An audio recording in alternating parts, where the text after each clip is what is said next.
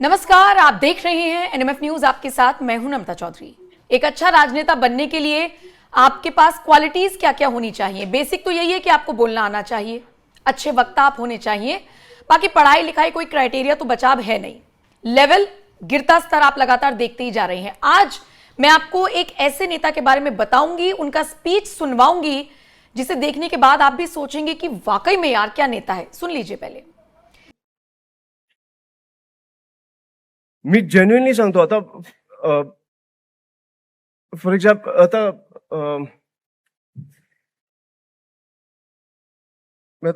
मी विसरायला लागलोय तुमच्या उत्साहामुळे, पण जेन्युइनली मी खरंच आता मला खरंच सुचत नाही, मी येतो परत, थांबा। जिस शख्स को आपने सुना, मेरा मतलब है सुना नहीं, सुनते सुनते आप रह गए, क्योंकि वो बोलने की कोशिश कर रहे थे पर वो अपनी स्पीच भूल गए। अभी नए नए नेता बन रहे थे ना। ये हैं राज ठाकरे के बेटे अमित ठाकरे। 2024 में इन्होंने बाकायदा चुनाव भी लड़ा। ये एमएनएस के स्टूडेंट विंग के प्रेसिडेंट भी हैं और अपने आप को ये दिखाने की कोशिश करते हैं कि महाराष्ट्र की राजनीति में ये एक चमकता हुआ सितारा है।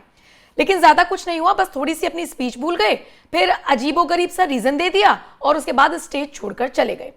अब ये लोग टक्कर देंगे उस बीजेपी को या उस नेता को या उस पार्टी को जिसे पूर्ण प्रचंड बहुमत के साथ चुना गया है।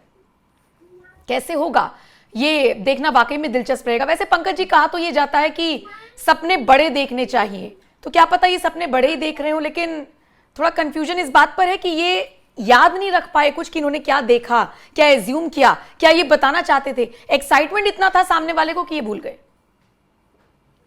एक सिनेमा आई थी जॉनी लीवर की, उसमें भूला बार बार भूल जाता था। ये सिनेमा के बहुत शौकीन है, बॉडी वॉडी अच्छी बनाई है, दाढ़ी वाड़ी एकदम स्मार्ट आदमी है। ये वही हुआ, स्टेज पे गए और बोले हम दुनिया हिला देंगे। सबने कहा क्या? इन्होंने कहा भूला। यही हुआ। और सबसे हंसी कब आई पता है? इनके भूलने पर तालियां बज रही थी कि वाह क्या भूला है, क्या क्या भूला है। ये आप देखिए ताली बजती है बाद में। मैंने कहा यार चमचे तो देखे पर ऐसा बूट लेकर कभी नहीं देखा। भूलने पर कौन ताली बजाता है? Welcome to the world. ये हैं ठाकरे। और हालत ये है, ये जो शख्स आप देख रहे हैं स्मार्ट सा दाढ़ी वाला, ये इनका नाम अमित ठाकरे है। ये राज ठाकरे के बेटे हैं। इनको भी मुख्यमंत्री बनना है। ये अलग बात है कभी कभी मुख्यमंत्री के जगह पे मूर्खमंत्री कह देते हैं, लेकिन बनना है कुछ न कुछ। ये हाल है यहां पे। और राज ठाकरे का हाल क्या है, उसी प्रोग्राम की एक और तस्वीर देखिए। ये तो बेटे की बात हो गई। इस देश में नौबत यह आ गई है कि कोई भी खड़ा होकर मोदी को गाली दे दे तो इन लोग उसको वरमाला पहनाने पहुंच जाते हैं कि तुम ही मेरे पिता हो, तुम ही मेरे माता हो। ये मॉडल है लड़की। इसने क्या किया, रील्स बनाती थी, तो एक तस्वीर रील्स बनाने के लिए पुलिस की गाड़ी पर हाथ रखा और अपनी रील्स बनाई कि देखिए अहम क्रांतिकारी हम हैं, भगत सिंह के भतीजी। और वो रील्स हो गया वायरल। मतलब इसने रियल में प्रोटेस्ट नहीं किया था। एक पुलिस की गाड़ी खड़ी है, वहां पे ऐसे करके हुड लगा के और रील्स खींचा। हाँ, और पता है आज राज ठाकरे कहां थी तुम, अब आओ वरमाला पहनाता हूं, इतना बड़ा क्रांतिकारी छुपी रह गई हमारे देश में। किसी को कुछ भी करते हैं। बौद्धिक दरिद्रता का आलम यह है कि हम ही और आपने चर्चा किया था कि ये उद्धव ठाकरे कह रहा है अभिजीत दीप के विष्णु के अवतार हैं, उनकी रोज आरती करो। मुझे तो डर लगा कि कहीं गलती से अभिषेक दीप के सामने आ जाए तो ये ना कह दे कि पिताजी कहां थे इतने दिनों तक। मतलब ये हाल हो गया इनका। फ्रस्ट्रेशन का लेवल क्रॉस। और जब इस तरह हताश परेशान ये होता है ना, तब आदमी स्पीच भूल जाता है। भूलने की बीमारी तभी होती है जब मानसिक मतलब थोड़ा सा हिल जाए, केमिकल लोचा हो जाता है। तो अब ये तो ये कह नहीं सकते क्योंकि दोनों का संयुक्त सलाहकार तो संजय राउत है। तो भाई दोनों को एक ही आदमी एडवाइस कर रहा है, तो ये बात कैसे कह सकते हैं? कि मजनू भाई के संजय दिमाग में राउत- केमिकल लोचा हुआ है। संजय राउत के पास तो अपने मुद्दे नहीं है, वो दूसरे की स्पीच क्या लिखेंगे। पहले देवेंद्र फडणवीस के पीछे पड़ गए कि ये शिक्षा मंत्री बनेंगे, शिक्षा मंत्री बनेंगे। अब देवेंद्र फडणवीस ने आगे आकर कह दिया कि मैं नहीं बन रहा भैया, मैं नहीं जा रहा, मैं यहीं रहूंगा। तो अमित शाह के पीछे पड़ गए, ये गृह मंत्रालय नहीं, ये तो गैंग चला रहे हैं, इन्हें इस्तीफा दे देना चाहिए। बिल्कुल। तो पता है संजय राउत को लेकर मैं कमेंट पढ़ रही थी, किसी ने लिखा कि या तो आप ये बात डिसाइड कर लो कि देवेंद्र फडणवीस ने इतना काम कर दिया है कि आपके पास मुद्दे खत्म हो गए हैं। लोग ये लिख रहे हैं, अब क्या मुद्दे हैं ये।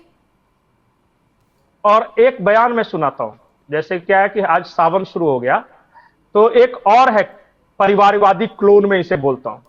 अच्छा, परिवारवादी नेताओं के साथ एक मेरी पता है नम्रता क्या होता है, ये सब जिम जाके बॉडी बड़ी अच्छी बनाते हैं, भले ही ऊपरी मंजिला खाली हो ना हो, बॉडी सबकी अच्छी होती है, सबके पास सिक्स पैक जरूर होता है।